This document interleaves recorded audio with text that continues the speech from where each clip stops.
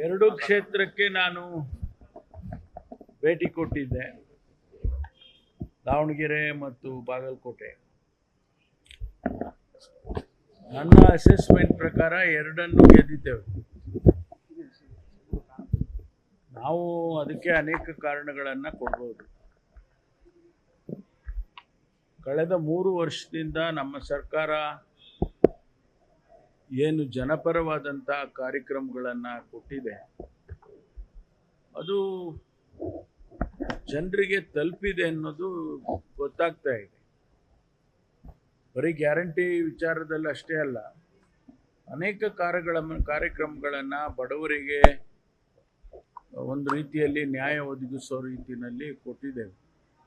ಅದೆಲ್ಲ ತಲುಪಿದೆ ಅಂತೇಳಿ ಕಾಣಿಸ್ತದೆ. ಜನಗಳು ಆ ಸ್ಪಂದನೆ ಮಾಡುವಂಥದ್ದನ್ನು ನೋಡಿದರೆ, ಅವ್ರ ಮಾತುಗಳನ್ನು ಕೇಳಿದರೆ ನಮಗೆ ಅರ್ಥ ಆಗುತ್ತೆ. ಆ ದೃಷ್ಟಿಯಿಂದ ನಾನು ಹೇಳ್ತಾ ಇರ್ತಕ್ಕಂಥದ್ದು, ಎರಡೂ ಕ್ಷೇತ್ರದಲ್ಲಿ ನಾವು ಗೆದ್ದಿದ್ದೇವೆ. ಸ್ವಾಭಾವಿಕವಾಗಿ ವಿರೋಧ ಪಕ್ಷದವರು ಇಲ್ಲ ಸಲ್ಲದ ಆಪಾದನೆಗಳನ್ನು ನಮ್ಮ ಮೇಲೆ ಮಾಡ್ತಾರೆ.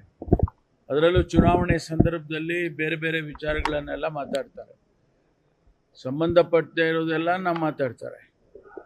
ಆದರೆ ನಮಗಿರುವಂಥ ವಿಶ್ವಾಸ ಏನಂತ ಹೇಳಿದರೆ, ನಾವು ಕಾರ್ಯಕ್ರಮ ಕೊಡ್ತೇವೆ, ಆಡಳಿತ ಕೊಡ್ತೇವೆ ಅಂತೆಲ್ಲ ಏನು ಹೇಳಿದ್ವಲ್ಲ 23ರಲ್ಲಿ, ಅದನ್ನು ನಾವು ಮಾಡಿದ್ದೇವೆ. ಹಾಗಾಗಿ ಗೆದ್ದಿದ್ದೇವೆ ಎರಡು ಕ್ಷೇತ್ರ.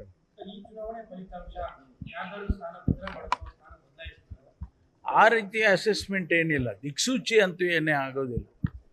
ಯಾವ ದಿಕ್ಸೂಚಿ ಅಂತಲ್ಲ, ನಮಗೆ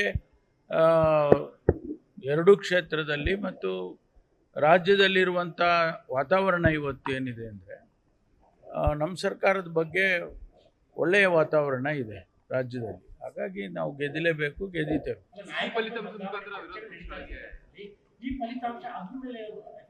ಅದಕ್ಕೂ ಇದಕ್ಕೂ ಯಾವ ಸಂಬಂಧ ಇರೋದಿಲ್ಲ. ನನಗೆ ಅನಿಸೋದು, ಬೇರೆಯವರು ವ್ಯಾಖ್ಯಾನ ಮಾಡ್ಬೋದು, ಆದರೆ ನನಗನ್ಸೋದು ಆ ರೀತಿ ಯಾವುದು ಕಾಣಿಸೋದಿಲ್ಲ. ಮಾನದಂಡ ಅಲ್ಲ ಇದು. ಏನೋ ಒಂದು ನೀವು ಹೇಳ್ತಿರಲ್ಲ, ಯಾವಾಗ ನಿಮ್ಮ ಸರ್ಕಾರಕ್ಕೆ ಇದೊಂದು ಮಾನದಂಡ ಆಗುತ್ತಾ ಅಥವಾ ಮುಂದಿನ ದಿಕ್ಸೂಚಿ ಆಗುತ್ತಾ, ಹಾಗೆಲ್ಲ ಹೇಳ್ತಾ ಇರ್ತೀರಿ ನೀವು. ಆ ರೀತಿ ಏನು ಕಾಣಿಸಲ್ಲ.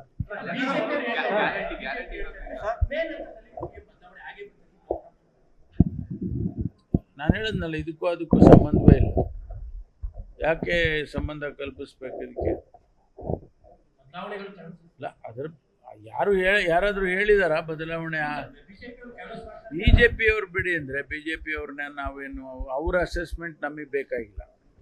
BJP-ಅವ್ರ ಮಾತುಗಳು ಕೇಳ್ಕೊಂಡು ನಾವು ಆಡಳಿತ ಮಾಡಬೇಕಾ?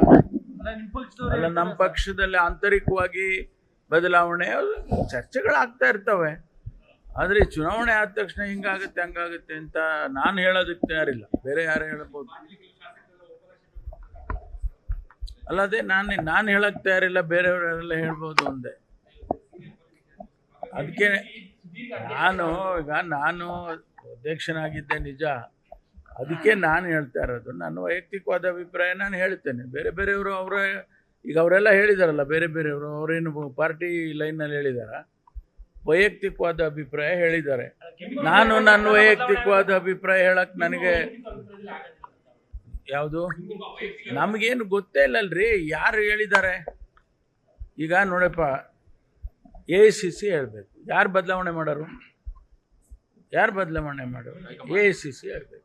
ಅವ್ರು ಹೇಳಿದಿಲ್ಲ ಅಂತಂದರೆ ನಾವೇ ಊಹೆ ಮಾಡ್ಕೊಳ್ಳೋಣ. ನಾವು ಮಾಡೋವಾಗ ಹೇಳ್ತಾರೆ ಮಾಡ್ತೀವಿ ಅಂತ ಹೇಳ್ತಾರೆ, ಅಥವಾ ಮಾಡದೇನೂ ಹೇಳ್ಬೋದು. ಖಂಡಿತವಾಗಿ ಆಗ್ತಾರೆ, ಯಾಕೆ ಆಗಬಾರ್ದು? ಈಗ ನಾನು ಹೇಳಿದೆ, ಇವತ್ತಿನ ಪರಿಸ್ಥಿತಿಯಲ್ಲಿ ಸಿದ್ದರಾಮಯ್ಯನವರು ಕಂಟಿನ್ಯೂ ಆಗ್ತಾರೆ.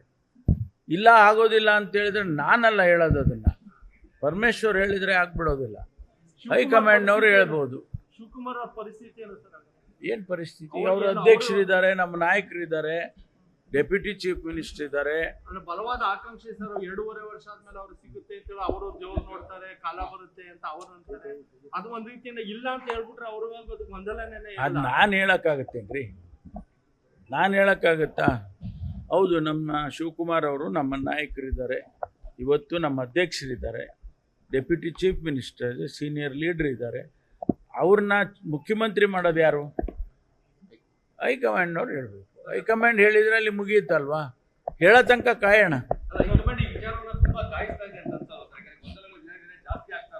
ಗೊಂದಲ ಯಾರು ಮಾಡಿ? ಹೈಕಮಾಂಡ್ ಮಾಡಿದ್ಯಾ? ಅಲ್ಲಲ್ಲ, ಮಾತಾಡೋದು ಬೇರೆ ವಿಷಯ. ಅಂದರೆ ಗೊಂದಲ ಯಾರು ಮಾಡಿ?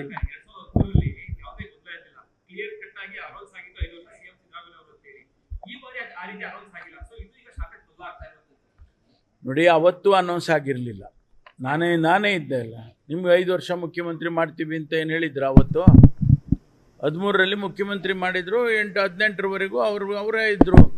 ಇವತ್ತು 23ರಲ್ಲಿ ಮುಖ್ಯಮಂತ್ರಿ ಮಾಡಿದ್ದಾರೆ, ಅವರೇ ಇರಬೇಕಲ್ವಾ? ಅವ್ರು ಇರೋದಿಲ್ಲ ಅಂತ ಹೇಳಿದರೆ ಅದನ್ನ ತೀರ್ಮಾನ ಮಾಡಾರೆ, ಅದನ್ನ ಹೈಕಮಾಂಡ್ ಮಾಡುತ್ತೆ.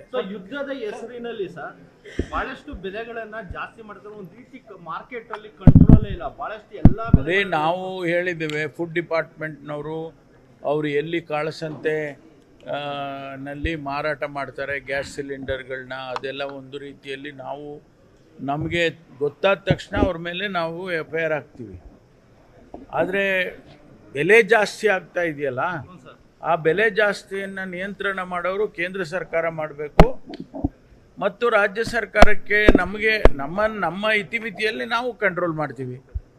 ಈಗ ಅಲ್ಲಿಂದ ಸೂಕ್ತವಾದಂಥ ಡೈರೆಕ್ಷನ್ಸ್ ಬರದೇ ಹೋದರೆ ಹೆಂಗೆ ಮಾಡೋದು? ಕಾಳಸಂತೆಯಲ್ಲಿ ಫುಡ್ ಡಿಪಾರ್ಟ್ಮೆಂಟು ನಮಗೆ ಮಾಹಿತಿ ಕೊಟ್ಟರೆ ಪೊಲೀಸ್ನವ್ರಿಗೆ ಇಮ್ಮಿಡಿಯೇಟಾಗಿ ಈಗಾಗಲೇ ಸುಮಾರು ಕಡೆ ಕೇಸಸ್ ಹಾಕಿದ್ದೇವೆ. ಈಗ ಕಮರ್ಷಿಯಲ್ ಸಿಲಿಂಡರು, ನಮ್ಮ ಡೊಮೆಸ್ಟಿಕ್ ಸಿಲಿಂಡರ್ನ ಕಮರ್ಷಿಯಲ್ ಸಿಲಿಂಡರ್ಗೆ ಮಾರಾಟ ಮಾಡಿರೋವ್ರ ಬಗ್ಗೆ ಈಗಾಗಲೇ FIR ಹಾಕಿದ್ದಾರೆ. ಅಂಥದ್ದನ್ನು ನಾವು ಖಂಡಿತವಾಗಿ ಪೊಲೀಸಿಗೆ ಇನ್ಫಾರ್ಮೇಷನ್ ಕೊಟ್ಟರೆ ಪೊಲೀಸ್ನವರೇ ಸ್ವಮೋಟೋ ಮಾಡೋದಕ್ಕೆ ಹೋಗೋದಿಲ್ಲ. ಪೊಲೀಸ್ನವ್ರಿಗೆ ಯಾರಾದರೂ ಹೇಳಬೇಕಲ್ಲ, ಇವರು ಫುಡ್ ಡಿಪಾರ್ಟ್ಮೆಂಟ್ನವ್ರು ಹೇಳಬೇಕಲ್ವಾ? ಅದು ಆದರೆ ಮಾಡ್ತಾರೆ. ಚುನಾವಣೆ ಪ್ರಚಾರದಲ್ಲಿ ಮುಖ್ಯಮಂತ್ರಿಗಳ ವಿರುದ್ಧ ಅಶ್ಲೀಲ ಪದಗಳು ಮಾತಾಡ್ತಾ ಇದ್ದಾರೆ. ನೋಡಿ, ನಾವು ಒಂದು ರೀತಿಯಲ್ಲಿ ನಮ್ಮದೇ ಆದಂಥ ಸಂಸ್ಕೃತಿ ಇದೆ, ಸಂಸ್ಕಾರ ಇದೆ. ಅದರ ಹಿನ್ನೆಲೆಯಲ್ಲಿ ನಾವು ಮಾತಾಡಬೇಕಲ್ವಾ? ನಾನು ಇವತ್ತು ಚುನಾವಣೆ ಹೋದಂಥ ಸಂದರ್ಭದಲ್ಲಿ ವೈಯಕ್ತಿಕವಾಗಿ ಅನೇಕ ನಿಂದನೆಗಳನ್ನು ಮಾಡೋದಿದೆಯಲ್ಲ, ಅಥವಾ ಕೆಟ್ಟ ಅಶ್ಲೀಲ ಶಬ್ದಗಳನ್ನು ಬಳಸೋದಿದೆಯಲ್ಲ, ಅದು ಸರಿ ಕಾಣಿಸೋದಿಲ್ಲ. ಅದು ಒಂದು ರೀತಿಯಲ್ಲಿ ಜನಸಮುದಾಯ ನಮ್ಮನ್ನು ಗಮನಿಸ್ತಾರೆ. ನೀವು ಹೇಳ್ಬೋದು, ಸ್ಟೇಟ್ಮೆಂಟ್ ಕೊಟ್ಬಿಡ್ಬೋದು, ಆದರೆ ನಿಮ್ಮನ್ನು ಅಪ್ರಿಷಿಯೇಟ್ ಮಾಡಿಬಿಡ್ತಾರಾ? ಯಾರೂ ಮಾಡೋದಿಲ್ಲ.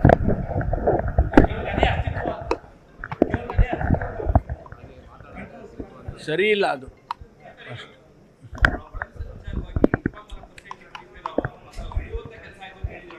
ಯಾರು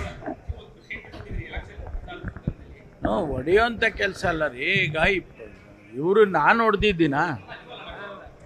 ಈಗ ನಮಗೆ ಕೇಳಿ, ನಮಗೆ ಒಳ ಮೀಸಲಾತಿಯನ್ನು ಕೊಡಬೇಕು ಅಂತ ಹೇಳಿದಾಗ, ಸುಪ್ರೀಂ ಕೋರ್ಟಿನ ಆದೇಶ ಆದಾಗ, ನಾವು ಅದಕ್ಕೆ ಒಂದು ಕಮಿಷನ್ ಮಾಡಿ ಡೇಟಾ ಎನ್ಯೂಮರೇಷನ್ ಆಗಿಲ್ಲ, ಅನ್ಸೈಂಟಿಫಿಕ್ ಆಗಿ ಮಾಡಿದ್ದಾರೆ, ಅದು ಇದೆಲ್ಲ ಮಾತುಗಳು ಬಂದಾಗ ಅದನ್ನು ಡೇಟಾ ಎನ್ಯೂಮರೇಟ್ ಮಾಡಿ ಅಂತೇಳಿ ಸುಪ್ರೀಂ ಕೋರ್ಟಲ್ಲಿ ಹೇಳಿದಾಗ ಅದಕ್ಕೊಂದು ಕಮಿಷನ್ ಮಾಡಿದರು ಸರ್ಕಾರ. ಜಸ್ಟಿಸ್ ನಾಗಮೋಹನ್ ದಾಸ್ ಅವರ ಸಮಿತಿ ಮಾಡಿ ಅವರು ಜಾತಿಗಳು ಆಧಾರದ ಮೇಲೆ ಗ್ರೂಪ್ ಮಾಡಿದ್ದಾರೆ. ಆ ಗ್ರೂಪಿಗೆ ಇಂತಿಷ್ಟು ಪರ್ಸೆಂಟೇಜ್ ಅಂತ ಅವ್ರು ಹಂಚಿದ್ದಾರೆ, ನಾವಲ್ಲಿ ಹಂಚಿದ್ದು. ಅದನ್ನು ನಾವು ಕ್ಯಾಬಿನೆಟಲ್ಲಿ ಅಕ್ಸೆಪ್ಟ್ ಮಾಡಿದ್ದೀವಿ ಅಷ್ಟೇ, ಬಿಟ್ಟರೆ ನಾವೇನು ಮಾಡಿಲ್ಲ.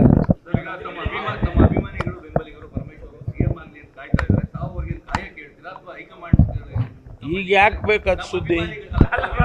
ಅಲ್ಲ ಇಷ್ಟ ಅಲ್ಲ ರೀ. ಈಗ ಸುದ್ದಿ ಇದೆಯಾ? ಅಲ್ಲಪ್ಪ, ಈಗಾದ್ರೂ ಸುದ್ದಿ ಇನ್ನೂ ನೋಡಿ. ಮಾನ್ಯ ಮುಖ್ಯಮಂತ್ರಿಗಳು ಸದನದಲ್ಲಿ ಒಂದು ಮಾತು ಹೇಳಿದರು, 224 ಜನನೂ ಸಾಮರ್ಥ್ಯರಿದ್ದಾರೆ ಅಂತ ಹೇಳಿದ್ರು. ಅದಾಯ್ತಲ್ಲ, 224 ಜನನೂ ಸಮರ್ಥರಿದ್ದಾರೆ ಅಂದಮೇಲೆ ಪರಮೇಶ್ವರು ಸಮರ್ಥರಿದ್ದಾರೆ ಅಂತ. ಆ ಪ್ರಶ್ನೆನೇ ಇಲ್ವಲ್ಲ. ಈಗ ಪ್ರಶ್ನೆ ಬಂದಾಗ ಉತ್ತರ ಕೊಡ್ತೀನಿ. ಅಲ್ಲ ರೀ, ಈಗ ಆ ಪ್ರಶ್ನೆ ಇದೆಯಾ? ಇದ್ರೆ ಚರ್ಚೆ ಮಾಡೋಣ.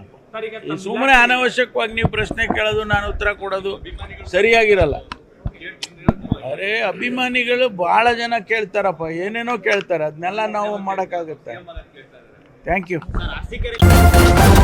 ನ್ಯೂಸ್ ಫಸ್ಟ್ ನಿರ್ಭೀತಿಯಿಂದ ನಿಮ್ಮ ಪರವಾಗಿ.